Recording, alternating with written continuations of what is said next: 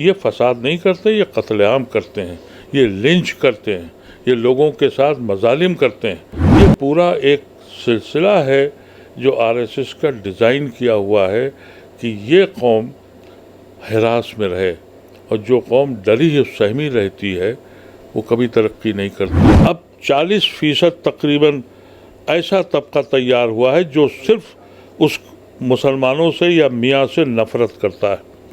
आप 5-7 लोग जाके और ऐसी सिचुएशन में जहाँ 5 लोग जीतें और 50 दूसरों दुश्मनों को जिता दें, ओवैसी को ये चाहिए था कि अगर उनको इतना ही दर्द है, जहाँ भी लिंच हुआ है वहाँ 2 घंटे के लिए बैठ जाते जाके।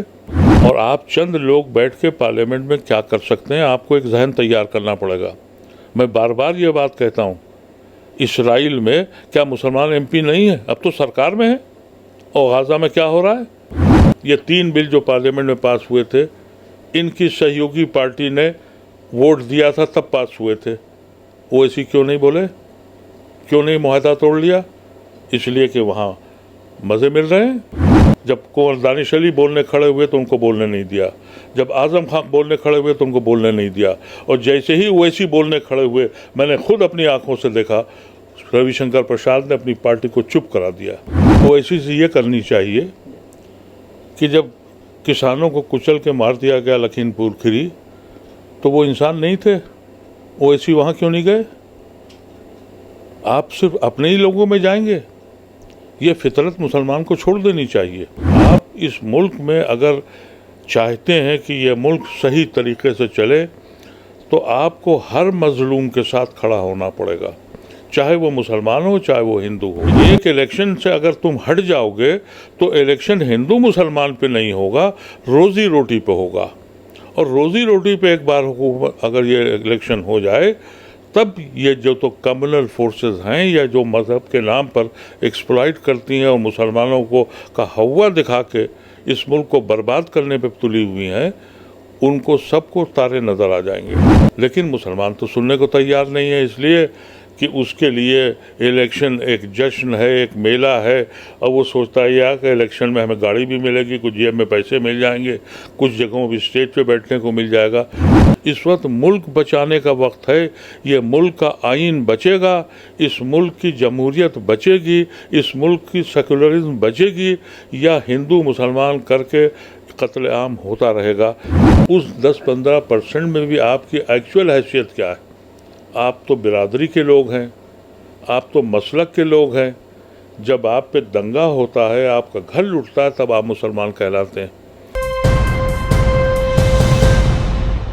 अरे भाई, 5 राज्यों के इलेक्शन आने वाले हैं, ऐसे में सेकुलर लोगों को किस तरह से इसमें काम करना चाहिए?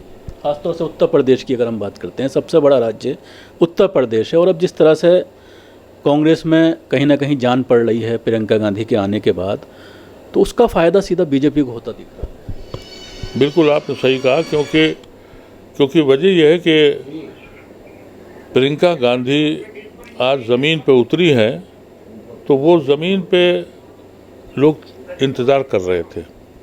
बहुत से लोग ऐसे हैं जो किसी दूसरी पार्टी से मुतमईन नहीं हैं, अखिलेश से मुतमईन नहीं थे, लेकिन उनके पास ऑप्शन नहीं दिख रहा था।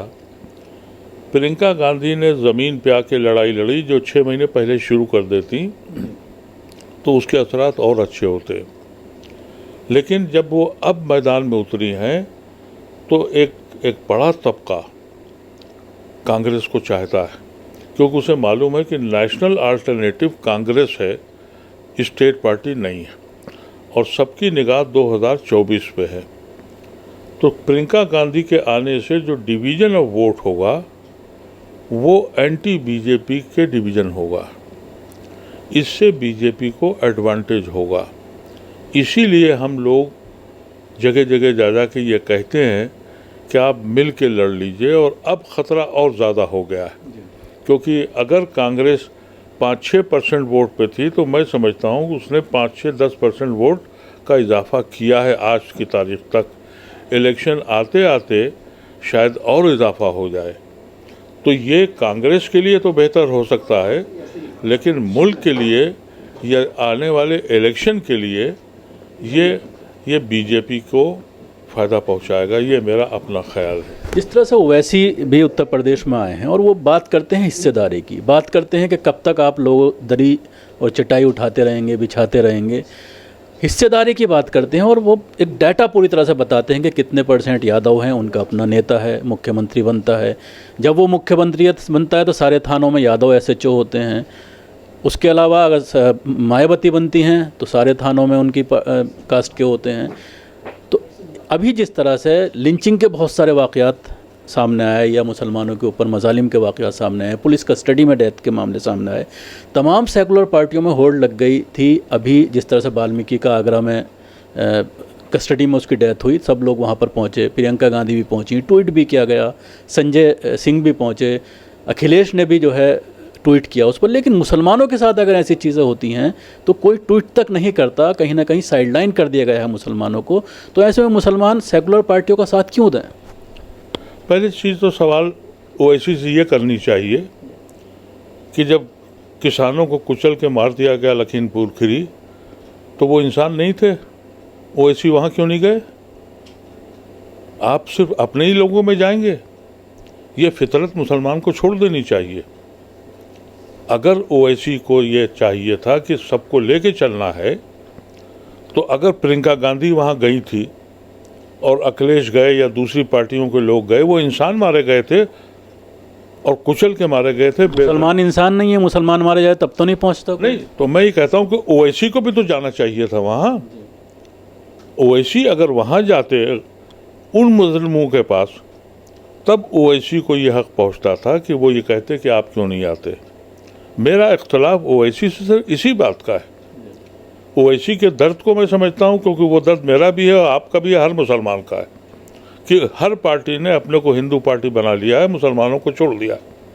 लेकिन सलूशन फिर अलग अलग करने का से बात बनने वाली नहीं है। इसलिए कि आप इस मुल्क में अगर चाहते हैं कि ये मुल्क सही तरीके से चले, तो आपको हर मजलूम के साथ खड़ा होना पड़ेगा, चाहे वो मुसलमान हो चाहे वो हिंदू हो। ओवैसी साहब सिर्फ मुस्लिम इशू पे ही बात कर रहे हैं। उनको उसी तरह से एहतिजाज अगर वो करते तो आज ओवैसी को लोग नेशनल लीडर मानने को तैयार होते और उस वक्त पोलराइजेशन का ख़तरा कम होता। यानी अगर विश्व हिंदू परिषद या बजरंग दल सिर्फ अपने मामले पे बोलने को तैयार है, मुसलमानों के लिए तो नहीं बोलती है, तो वो आइसोलेट है, वो उसका ग्रुप है। तो ओवैसी को ये सोचना पड़ेगा। मैं ये बात उनकी मानता हूँ कि हर पॉलिटिकल पार्टी ने मुसलमानों को अछूत बना दिया है और वो मुसलमानों के साथ नहीं रहना चाहती है। माहौल ऐसा वोट तो चाहिए ना उनको, वोट चाहिए मुसलमानों को। वो तो मैं इसीलिए तो बार बार पुकार के ये कहता हूँ कि एक इलेक्शन से अगर तुम हट जाओगे तो इलेक्शन हिंदू मुसलमान पे नहीं होगा, रोजी रोटी पे होगा। और रोजी रोटी पे एक बार अगर ये इलेक्शन हो जाए, तब ये जो तो कम्युनल फोर्सेस हैं या जो मज़हब के नाम पर एक्सप्लॉइट करती हैं और मुसलमानों को का हवा दिखा के इस मुल्क को बर्बाद करने पे तुली हुई हैं, उनको सबको तारे नज़र आ जाएंगे। लेकिन मुसलमान तो सुनने को तैयार नहीं है, इसलिए कि उसके लिए इलेक्शन एक जश्न है, एक मेला है। और वो सोचता है यार कि इलेक्शन में हमें गाड़ी भी मिलेगी, कुछ जेब में पैसे मिल जाएंगे, कुछ जगहों भी स्टेज पे बैठने को मिल जाएगा। यही सोच हमारी कौम की रह गई है। लेकिन हकीकत ये है कि ओवैसी साहब को ये इस वक्त सोचना चाहिए था कि इस वक्त पार्टी बनाने का वक्त नहीं है, इस वक्त मुल्क बचाने का वक्त है। ये मुल्क का आइन बचेगा, इस मुल्क की जमहूरियत बचेगी, इस मुल्क की सेकुलरिज्म बचेगी, या हिंदू मुसलमान करके कत्लेआम होता रहेगा। जो आप त्रिपुरा में देख रहे हैं, अभी इलेक्शन यूपी का बाकी है। मैं तो रोज़ ये सोचता हूँ कि अब कौन सा पैतरा आएगा, अब कौन सा तमाशा खड़ा होगा कि पोलराइजेशन हो। मैं तो फिंगर क्रॉस किए बैठा हूँ और लोगों से कहता भी हूँ, मुसलमान अपने लोग तो अपनी उपलब्धि में बताते हैं कि कोई फसाद नहीं हुआ यूपी में। ये फसाद नहीं करते हैं, ये मैसेकर करते हैं, ये कत्लेआम करते हैं। क्योंकि इनके साथ जो पुलिस है, ये पुलिस, बजरंग दल, विश्व हिंदू परिषद, ये सब मिल के, पुलिस भी उनका एक अंग है, एक हिस्सा है। अदरवाइज अगर पुलिस सच में पुलिस हो तो कहाँ का बजरंग दल और कहाँ का विश्व हिंदू परिषद और कहाँ के कम्युनल पार्टियाँ 2 मिनट में ठीक हो जाएं। लेकिन उसकी शय पर होता है। ये फसाद नहीं करते, ये कत्लेआम करते हैं, ये लिंच करते हैं, ये लोगों के साथ मजालिम करते हैं। देखिए, फसाद होना, ये जब शुरू में जब ये दंगे होते थे आज़ादी के बाद, आपको मैं बताऊं, तो वो सारे दंगे इकोनॉमिक फैक्टर पे थे, क्योंकि मुसलमानों की जो माशियत थी, जो उनकी इनकम थी, जहाँ उनका बिजनेस होता था, मुरादाबाद है, फिरोज़ाबाद है, और जितने भी शहर जहाँ मुसलमानों के पास इकानमी पे कब्ज़ा था, वहाँ फसाद हुए, उनकी बिजनेस छीन ली गई। कुछ दिनों के बाद पीस कमेटी बनी, उसके बाद मालूम हुआ कि लाला बनियों के पास वो बिज़नेस चला गया, मुसलमान मजदूर हो गया। ये पूरी कॉन्स्पिरेसी है। इसके जो 21 कमीशन बैठे थे, मैंने उनको स्टडी किया है पार्लियामेंट के, उन सब में ये साबित हुआ कि ये इकोनॉमिक वार की गई थी, जिसको आरएसएस ने और पुलिस ने किया था। सिर्फ एक दंगा ऐसा है जो कांग्रेस के नाम से 1984 का है, और अदरवाइज 21 में से 20 दंगे में आरएसएस का नाम है, इकोनॉमिक फैक्टर उसमें इन्वॉल्व है। लेकिन ये सरकारें तो कांग्रेस की थी सब। जी, सरकारें कांग्रेस की थी, लेकिन वो इकोनॉमिक फैक्टर पे होती थी। लेकिन जब ये बाबरी मस्जिद का केस शुरू हुआ और अडवाणी अपनी रथ यात्रा लेकर निकले, वहाँ से जो दंगे शुरू हुए वो मज़हब के नाम से शुरू हुए। और फिर उसके बाद 2002 में जब इलेक्ट्रॉनिक मीडिया आ गया, और उस वक्त मीडिया वो नहीं था जो आज का मीडिया है, उसने दिखाना शुरू कर दिया कि ये कैसे मैसेकर हुआ है। फिर दंगे बंद हो गए, फिर उर्दू के ख़त निकलने लगे, फिर देश द्रोही पैदा होने लगे, नौजवान मुसलमान पकड़े जाने लगे। अब वो बढ़ते बढ़ते लिंचिंग पे आ गया है कि अब खड़े खड़े मारते हैं, अब घरों में घुस के पूछते हैं खा क्या रहे हो। ये पूरा एक सिलसिला है जो आरएसएस का डिज़ाइन किया हुआ है कि ये कौम हिरास में रहे, और जो कौम डरी है सहमी रहती है वो कभी तरक्की नहीं करती। आपने देखा ही है कि मुसलमान अब अपनी गलियों में चला गया है।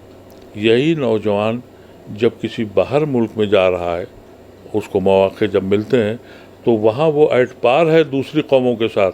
यहाँ क्यों पीछे? जब आपके अंदर एक खौफ है, एक डर है, आपके पास खुली फिजा नहीं है। देखिए, ये सिख यहाँ आए थे पार्टीशन के बाद, तो ये सिख जहाँ आए तो इस ज़मीन ने अपने दामन खोल दिया, कहा ये तुम्हारा मुल्क है। और उनकी इंटरप्राइज आपने देखा कि वो कैसे कहाँ से कहाँ पहुँच गए। हम अपने ही मुल्क में डर गए और डराए गए, खौफजदा किए गए, हमारी इंटरप्राइज ख़त्म हो गई। तो वैसे तो यही तो कहते हैं कि जब तक हम सत्ता में नहीं आएंगे डर नहीं निकलेगा, जब तक हम पार्लियामेंट में या ऐवानों में नहीं बैठेंगे, विधानसभा में या लोकसभा में, तब तक हम अपने मुद्दों पर बात नहीं कर पाएंगे। कांग्रेस में बहुत सारे मुस्लिम एमपीज़ हैं या और पार्टीज़ में हैं या एमएलएज होते हैं। मुजफ्फरनगर फसाद हुआ, कोई भी समाजवादी पार्टी का एमएलए उसके खिलाफ नहीं बोला, तो अपने लोग पहुँचने चाहिए, यही बात तो वो कहते हैं। वो गए किसी दिन मुजफ्फरनगर फसाद में 1 घंटे के लिए जेल, उन्होंने कोई कुर्बानी दी आज तक किसी मुसलमान फसाद के लिए गए? इसी हरियाणा में यहाँ एक गांव में मुसलमानों को मस्जिद का एक्सटेंशन कर रहे थे, बाहर निकाल दिया, महीनों थाने में पड़े रहे, गए हुए सी वहाँ। ये सब देखिए इलेक्शन के गिमिक्स हैं, और आप चंद लोग बैठ के पार्लियामेंट में क्या कर सकते हैं, आपको एक जहन तैयार करना पड़ेगा। मैं बार बार ये बात कहता हूँ, इसराइल में क्या मुसलमान एमपी नहीं है? अब तो सरकार में है। और गाज़ा में क्या हो रहा है? आप पॉलिसी बनाने में जब आपका हक नहीं है, आप 5-7 लोग जाके, और ऐसी सिचुएशन में जहाँ 5 लोग जीतें और 50 दूसरों दुश्मनों को जिता दें, वो ऐसी को ये चाहिए था कि अगर उनको इतना ही दर्द है, जहाँ भी लिंच हुआ है वहाँ 2 घंटे के लिए बैठ जाते जाके कि साहब मेरे एक भाई के साथ लिंच किया गया है, गए इखलाक के घर पे, गए किसी के यहाँ। ये मुसलमान को समझना चाहिए, होश और हवास में सोचना चाहिए कि अभी किस्मत से एक बड़ा तबका सेकुलर हिंदुओं का अभी भी ये फिक्र कर रहा है कि कहीं ये मुल्क ऐसा ना आ जाए कि जहाँ कत्लेआम शुरू हो जाए। इसलिए वो डरा हुआ है, वो चाहता है कि मुसलमान के साथ नाइंसाफ़ी ना हो। आपको उनको जोड़ना चाहिए और उनको मजबूत करना चाहिए, क्योंकि वो उनसे लड़ सकते हैं। आपकी हैसियत इस मुल्क में 10 या 15% की जो है, उस 10-15% में भी आपकी एक्चुअल हैसियत क्या है? आप तो बिरादरी के लोग हैं, आप तो मसलक के लोग हैं। जब आप पे दंगा होता है, आपका घर लुटता है, तब आप मुसलमान कहलाते हैं। जब आप इलेक्शन लड़ने जाते हैं तो आप बिरादरी आपकी होती है, आपका मसलक होता है, आपके दूसरे मसाइल होते हैं। मैं तो 10वें इलेक्शन में देखता हूँ, भाई आदमी तो बहुत अच्छा लेकिन मेरी बिरादरी का है, आदमी तो बहुत अच्छा, ये फलाना है, ये शिया है, ये देवबंदी है, ये बरेलवी है। इसमें आपको अपनी हकीकत को पहचानना पड़ेगा। ये नौजवान बच्चे, इनकी समझ में बात नहीं आती है कि ये जो वो कर रहे हैं, ओवैसी साहब तेलंगाना में कहते हैं मुसलमानों के साथ, वहाँ तेलंगाना में के.एस. राव के साथ इनका मुआहदा है। और ये तीनों बिल किसने पास कराए? ट्रिपल तलाक, 370, ये 3 बिल जो पार्लियामेंट में पास हुए थे, इनकी सहयोगी पार्टी ने वोट दिया था, तब पास हुए थे। ओवैसी क्यों नहीं बोले? क्यों नहीं मुआहदा तोड़ लिया? इसलिए कि वहाँ मज़े मिल रहे हैं। यहाँ आके कह रहे हैं कि साहब ट्रिपल तलाक का बिल पास हो गया, 370 पास हो गया। अरे तुम्हारे सहयोगी ने पास कराया है। तो ये कहते हैं मैं बहुत जम के बोला पार्लियामेंट में, एमपी बोला नहीं, मौलाना साउल खान को बोलने नहीं दिया कांग्रेस ने। ऐसा है कि आप बोलेंगे, आपके साथ जो आपका सहयोगी है, जिसके साथ आपकी सरकार बनी हुई है तेलंगाना में, उसको तो आपने छूट दे दी। आप अपनी तकरीर करेंगे इसलिए कि मीडिया आपको दिखाएगा। अब वो हमसे मत कहलाइए कि कैसे बोले गए हैं। वो हमने खुद देखा, रविशंकर प्रसाद और अपनी पूरी टीम के साथ, जब कुंवर दानिश अली बोलने खड़े हुए तो उनको बोलने नहीं दिया, जब आजम खान बोलने खड़े हुए तो उनको बोलने नहीं दिया, और जैसे ही ओवैसी बोलने खड़े हुए, मैंने खुद अपनी आंखों से देखा, रविशंकर प्रसाद ने अपनी पार्टी को चुप करा दिया। ओवैसी जैसे ही बोले, आधे घंटे के बाद वो इशू हिंदू मुस्लिम बन गया।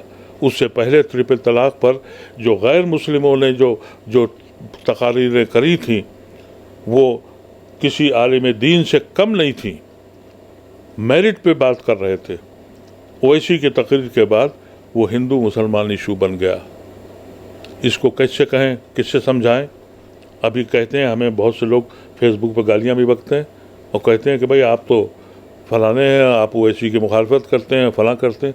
मेरा कोई ज़ाती लड़ाई उनसे नहीं है, मैं उनके दर्द को समझता हूँ, मैं भी अपना दर्द समझता हूँ। लेकिन ये जो उनका जो तरीक़ेकार है, अब वो मुजफ्फरनगर गए थे, वो मैं गया था, मैंने 5 ट्रक वहाँ सामान बांटा था अपने हाथों से। ओवैसी गए थे वहाँ, वो मुजफ्फरनगर के लिए बोल रहे हैं, कल वहाँ गए थे बोलने के लिए। ये सब चीज़ें मुसलमानों को सोचनी चाहिए। और अगर वो यूपी में इस तरह से बंटवारा करेंगे तो आदित्यनाथ वापस आएंगे, और आदित्यनाथ वापस आएंगे तो फिर आपका क्या हश्र होने वाला। ये कह रहे हैं 2017 में तो मैं नहीं था, फिर कैसे बन गई सरकार बीजेपी की? 2014 में वो नहीं थे, 2019 में वो नहीं थे। बिल्कुल सही कहा उन्होंने कि वो नहीं थे, सेकुलर रोड बट रहा था। लेकिन 2014 और 2017 से पहले इस मुल्क का वो मिजाज नहीं था। अब जो मिजाज है, अब 40% तकरीबन ऐसा तबका तैयार हुआ है जो सिर्फ उस मुसलमानों से या मियाँ से नफ़रत करता है। ऐसी शक्ल में आप 10% लेके वहाँ क्या करने जा रहे हैं? अब जो 60% बचा है, उस वोट को कंसोलिडेट होने दीजिए। 40% से ऊपर अगर आप वोट नहीं लाते हैं, ये बात मैंने अखिलेश यादव के फैमिली पार्टी से भी कही, सोनिया गांधी की पार्टी के लोगों से भी कहा, मैं ममता बनर्जी के लिए कलकत्ते भी गया, मैंने लालू प्रसाद से भी ये बात कहलवाई कि देखिए 40 से ऊपर वोट लाने पड़ेंगे, नहीं तो बीजेपी को आप नहीं हरा सकते। आरएसएस का कैडर 40% का हो चुका है उत्तर प्रदेश में, ये ओवैसी को भी पता है। तो फिर ओवैसी क्यों बंटवारा करने जा रहे हैं? भाई आप 100 सीटें लड़ेंगे, अरे भाई आपको शौक़ है, आपको पार्टी बनानी है, 2-4 सीटें आप लड़ लीजिए, 2-4 सीटें आप वो भी लड़ लें। मैं तो कांग्रेस से भी ये कहता हूँ कि भाई आप सारी सीटों के बजाय थोड़ी सीटें लड़िए। अखिलेश जो है चीफ मिनिस्टर, बड़ी पार्टी है, वो चीफ मिनिस्टर बने, छोटी छोटी पार्टियों के साथ मिल के लड़िए। अभी पार्टी बनाने का या बढ़ाने का वक्त नहीं है। ये मुल्क 24 में कहाँ होगा, मैं नहीं जानता कि 24 में इलेक्शन होगा भी या नहीं होगा। और अगर थोड़ी सी उम्मीद बंदी है कि अब जो सुप्रीम कोर्ट में जज साहब तशरीफ लाए हैं, चीफ जस्टिस, मैंने जैसे कहा कि कुछ उम्मीद की किरण जागी है, नहीं तो हमारे तो हौसले तंग हो गए थे और हमको अदालत के ऊपर से अब शुबा होने लगा था।